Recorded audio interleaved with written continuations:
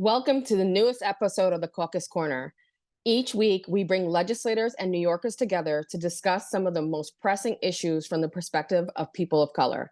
I am your host, Assemblymember Mikhail Salaj, chair of the Black, Puerto Rican, Hispanic, and Asian Legislative Caucus. Our theme this year is a demand for justice, and it's critical for us to address the environmental injustice that has disenfranchised communities of color all across this great state. That's why in this episode of this legislative session, we're focusing on combating environmental issues like rising sea levels, extreme weather, and the lack of affordable energy sources for low-income New Yorkers. This can be more prevalent in a time to discuss this issue as it is Earth Month, and we are celebrating Earth Day.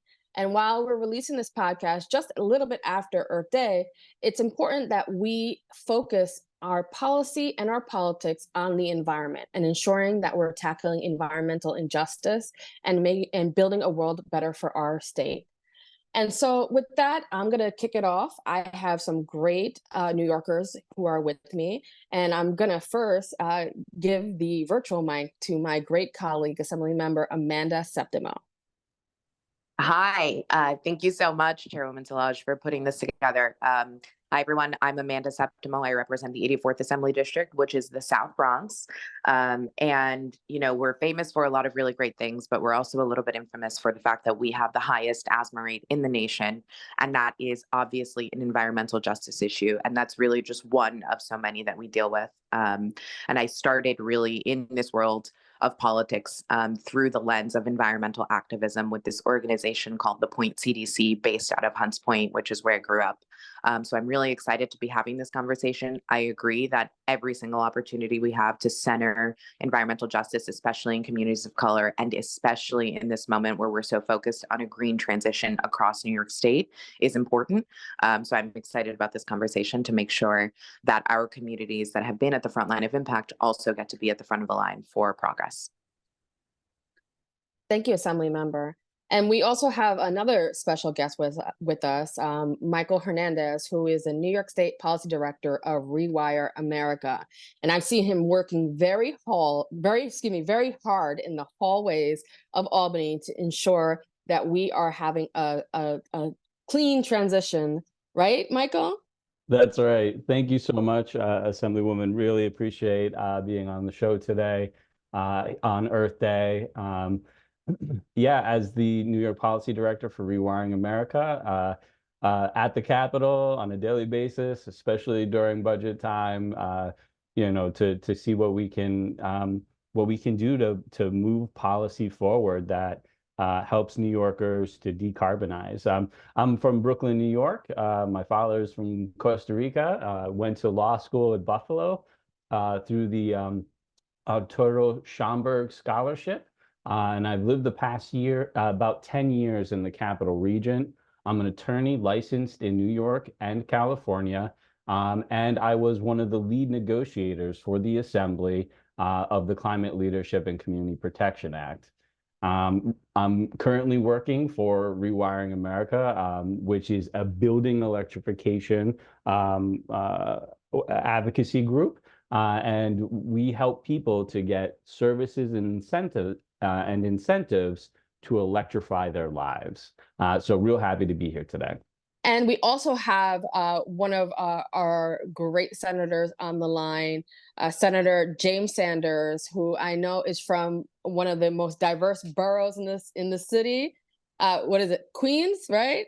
Absolutely. Greetings. I'm Senator James Sanders Jr., calling you from the talented 10th District, which is Southeast Queens.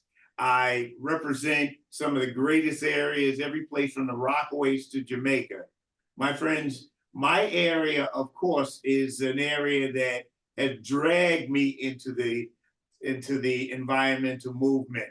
We were hard hit, and we, under Hurricane Sandy, we were hard hit, so therefore we will be at the forefront. We really are pushing not just to be victims, but to be victors.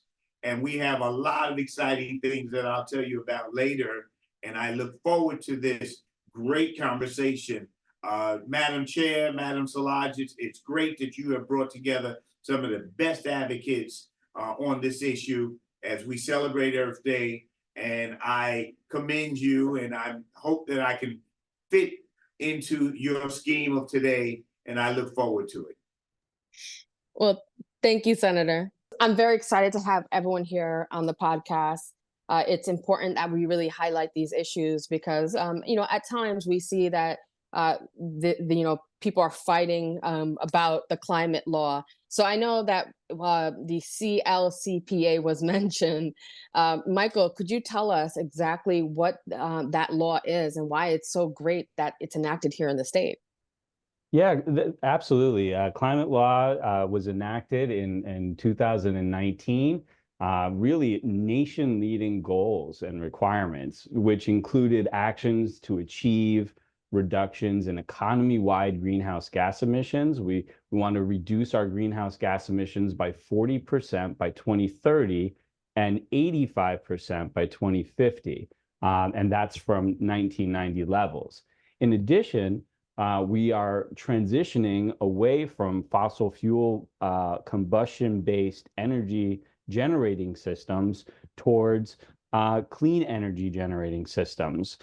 We created the Climate Action Council, which basically set up a scoping plan and a number of recommendations on how do we achieve these carbon reduction goals, how do we move forward with cleaning up our energy generation sector. So that's really in implementation as we speak.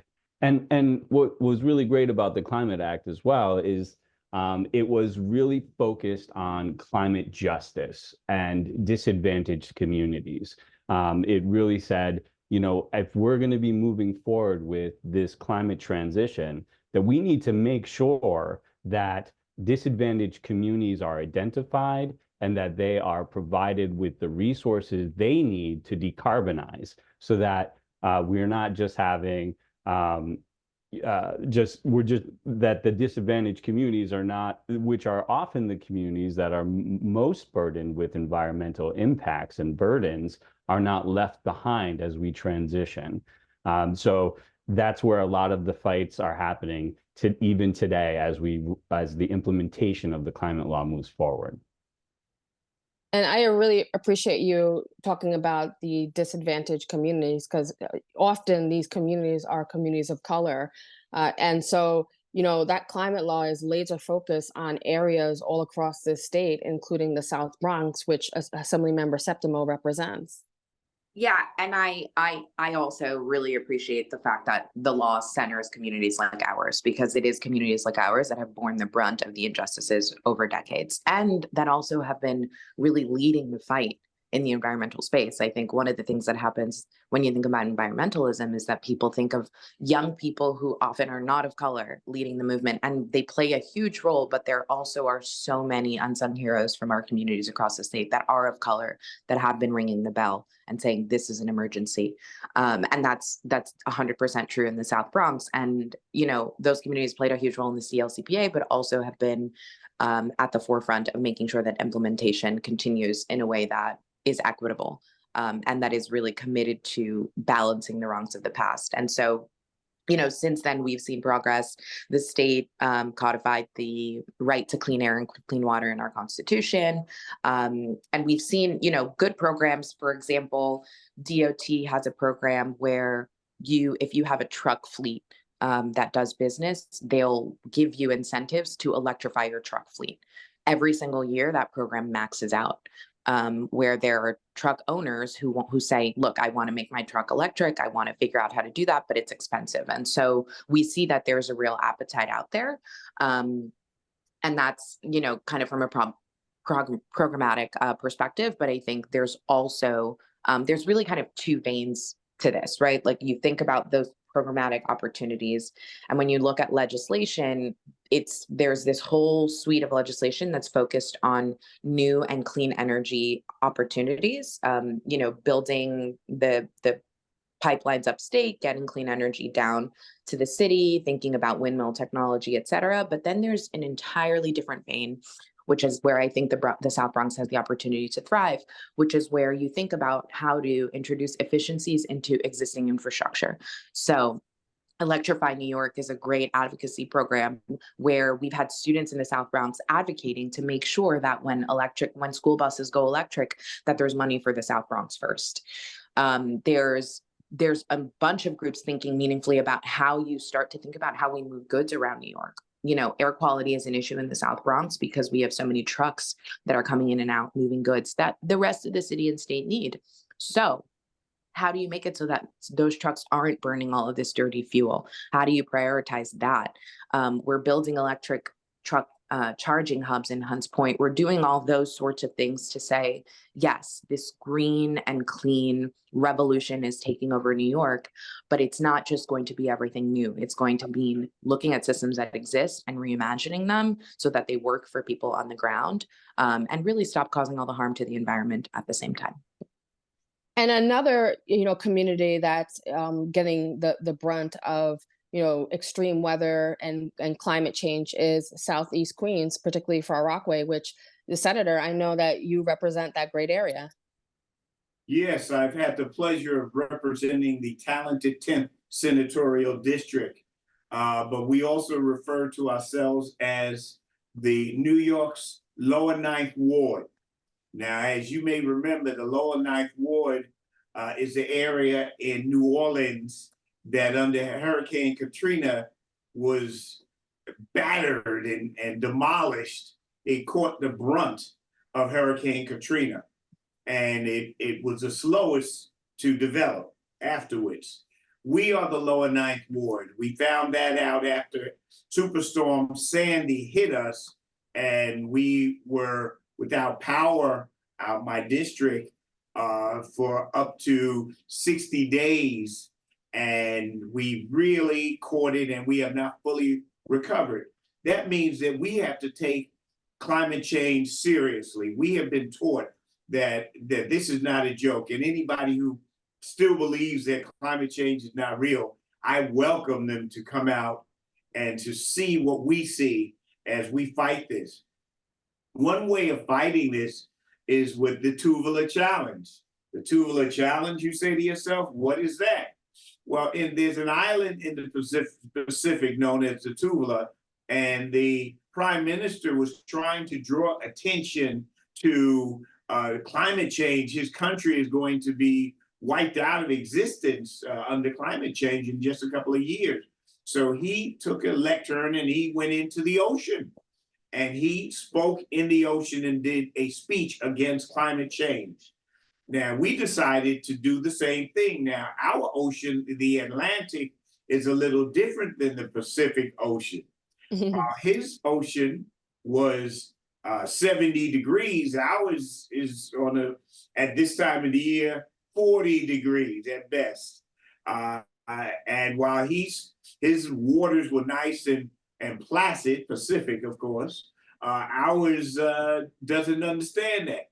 So we're going into the ocean this Saturday, and we are going to make speeches against climate change.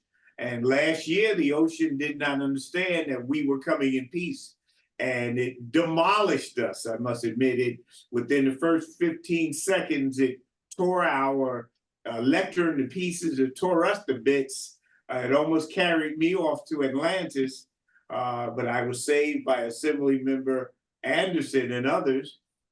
So we're going to go back, and with this time, we're going to make an offering to the ocean to make sure that it understands that we're actually its friends. We're coming to save the earth.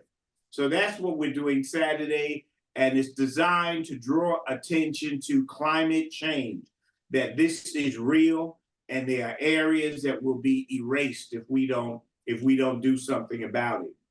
With that in mind, I also have some very good legislation up here. One calling for a commission to do reforestation of New York State, including New York City, and all of these other things. We can talk about that, but I want to make sure that everyone understands there's room in the ocean for you too. All of you are invited. I might have to take a rain check on that invitation. Don't take a rain check, take an ocean check. And come on out. I know our other great guest probably would join. Right? I mean, Assembly Member Septimo, is that something you want to do? I like my ocean in the summer. So I'm going to leave that to you, Senator, but we'll be cheering you on from the Bronx. That's for sure. Well, I'd rather be cheering me on from the Bronx. I can't stand cold. And cold water, Funny. it's quite a challenge. And so it's I appreciate that you're taking that time to build awareness, because sometimes like our communities, we are so busy in survival mode that we Yes. feel that there's no pathway for advocacy.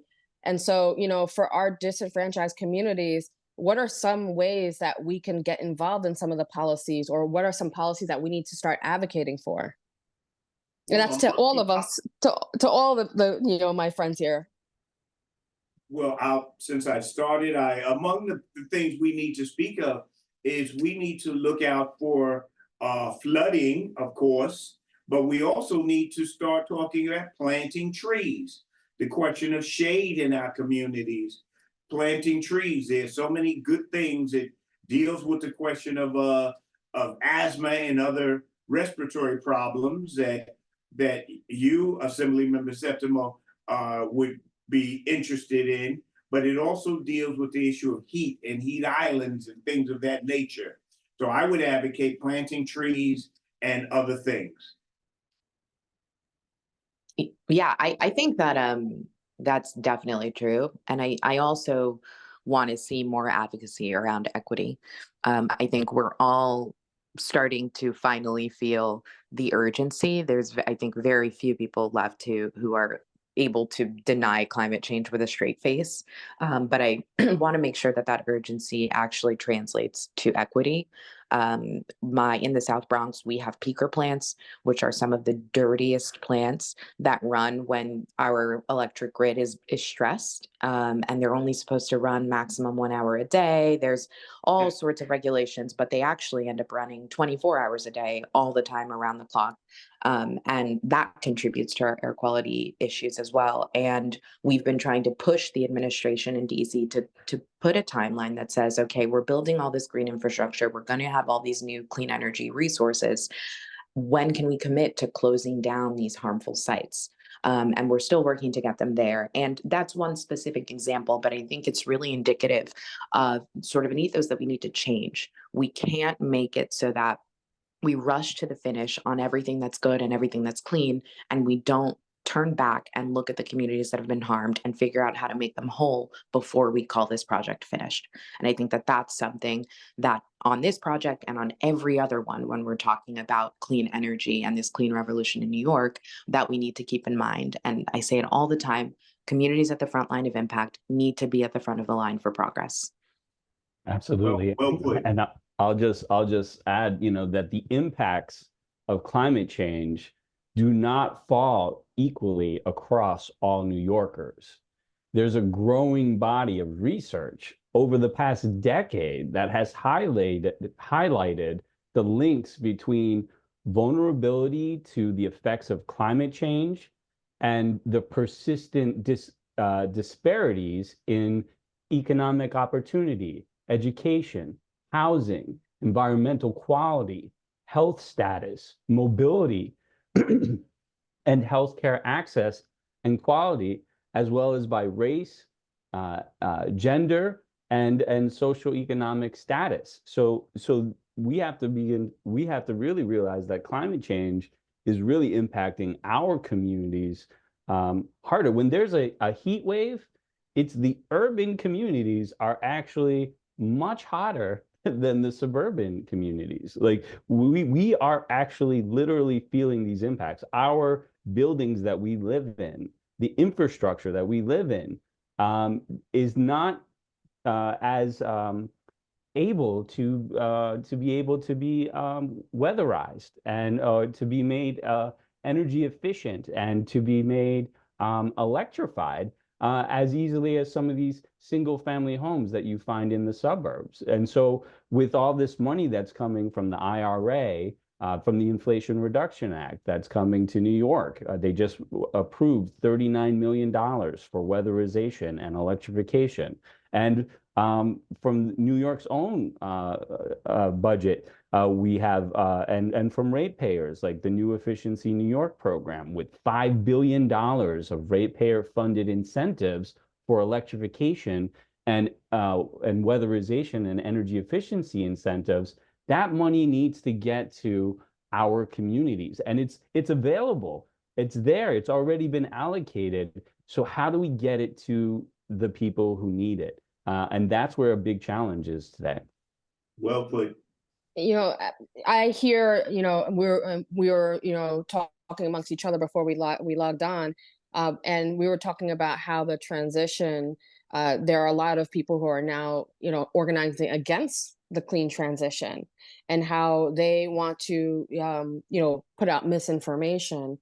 How can we combat that? And how can we ensure that our clean transition is done in a way that's not also burdening our communities? Well, I think I've been involved in one thing that's kind of happening this year is an update to the New York State Building Code, and that happens approximately every 5 years. And one of the recommendations from the Climate Action Council regarding disadvantaged communities was, and I should just mention, buildings are the largest source of greenhouse gas emissions in New York State. So it's the homes that we live in that it's how we heat our homes, it's how we heat our water, it's how we do our cooking. That's the largest source of greenhouse gas emissions. So how do we provide incentives and provide services so people can lower their greenhouse gas emissions? And I'll say, for those homes that have gas that they're burning, I think a lot of that, we see some health impacts from that, from asthma, and so it's very important to engage in that process of updating the building code to make sure we protect the buildings in our communities, and make sure that the Department of State and NYSERDA are using the recommendations from the Climate Action Council on how building codes should be updated to protect our communities. Yes, and what's great is that we have like a lot of pieces of legislation that we're trying to push, including the Make Polluters Pay Act, which creates a fund that will help fund the transition. Because at the end of the day, we knew a lot of these, big fossil fuel industries. They knew that climate change was happening and that it was accelerated through the use of fossil fuels, but they continued doing what they were doing.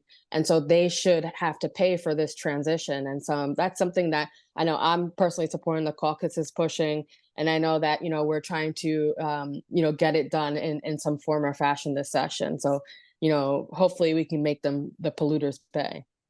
May I yield after you. I was just going to say, I think that is a really important piece of legislation, and I think it speaks to the overall need for leadership. What Michael was saying is that, yeah, some of these things are going to be difficult and they're going to cost money. And I think it's incumbent upon us as legislators and as advocates and everyone who's vested in the future of our planet to get up and do the hard thing. And as legislators, that means turning to some big industry and saying, listen, you've had a free pass for a long time. The wreckage is palpable, and now we have to start to turn back some of that damage. And is that an easy conversation at every turn? No, but it's an absolutely necessary one. And I look forward to continuing to champion those important issues, because I think New York is first in the nation on so many incredible things, and making sure that we lead a clean transition that is also a just transition is also an incredible opportunity to make history and change so many lives in an incredible way. May I also add that we should, while we think globally, we should act locally. We should immediately look into the Environmental Bond Act that New York State passed and see how we can apply it to our communities. I'm meeting with the commissioner to do the same in terms of mine. We should also look at the IRA, the Inflation Reduction Act, and find ways that we could champion bringing solar, geothermal, other types of green to our local communities and champion those things, even as we fight and ensure that we're included in this new world order that we see ourselves in. And if I could just mention, the Inflation Reduction Act, which New York was just awarded $39 million, specifically targets low and moderate income families. It will pay for low income families 100% of the cost of the installation of a heat pump or a water heater heat pump. So there are these incentives. New York also has those incentives that are available. So let's get them to our communities. Absolutely. And that's a great transition to, how do we get people involved? How can we get the average New Yorker involved? What are the levers? What are the point of entry for them to be involved in this just transition? I have created Let's Green Southeast Queens, a movement where we are trying to create what is called a virtual power plant. Think of a microgrid that sells its power back to the utilities, where we're trying to create and bring 1,000 homes into that, the largest in the nation. And we will go every type of green, from electric water heaters to charging stations to insulations, every single thing that the IRA can come up with, we want to do. And I encourage other people to do the same in their communities. Whatever little bit we have learned, we'll share gladly. We have everyone from the Department of Energy, which oversees the IRA, the Inflation Reduction Act, to NYSERDA, to the utilities, to the community. We have on our calls, we do it basically by Zoom. We have up to 80 people from different entities, business, unions, banks, etc. So that may be a model that we find useful to bring our communities at the forefront of this green movement and not at the tail. And I'll just make a pitch for our website, rewiringamerica.org. If you go there, you can put in your information and you can find out what incentives do you qualify for, how much money, what kind of projects you can do. And we'll provide you with that information for your own electrification journey. Rewire America has been very useful to me. So let me underline that we all should do that. I also think that we need to encourage people to get involved with local organizations doing this work. I think climate work sometimes feels really far away, but 9 times out of 10, there is a local group in your community that is doing some of this work already. I mentioned The Point as a big leader in the Bronx, but there's We Act, which does a lot of great work in Harlem. There's the New York City Environmental Justice Alliance, NEJA, which has organizations from across the city that are members, that are always engaged on these issues and really pushing the envelope in terms of policy that's creative and solution-oriented for our communities. But then they're also doing the important work of activating, I think, everyday New Yorkers, to your question, Chairwoman. I mentioned Electrify NY, the group of young people that have been advocating to make sure that South Bronx buses are at the forefront of the transition to electric school buses. Those are young people who are, when I say young people, I mean like 15, 16 years old, who are now so well versed in policy, understanding injustices and how they show up in policy and advocating. And I'm sure that I know that we've gotten funding for school buses. They will continue to take that kind of light that they have now and progress in their advocacy. And so I just want everyone to know that sometimes these things can feel intimidating and they feel big and they feel far away, but there are ways to make them local, to make them feel doable. And there are organizations all around you that are doing that work every day. Well, I thank you all for having this very engaging conversation, and it brings me hope because we are tackling this crisis that's hitting our communities the hardest. So thank you so much. And to our listener, we encourage you to follow all our guests on social media, as well as the BPH Caucus on X, Facebook, and TikTok, and subscribe to our newsletter. So once again, thank you, and happy Earth Day and happy Earth Month. Thank you, Madam Chair. Thank you to my fellow colleagues. Thanks, everyone. Thank you so much.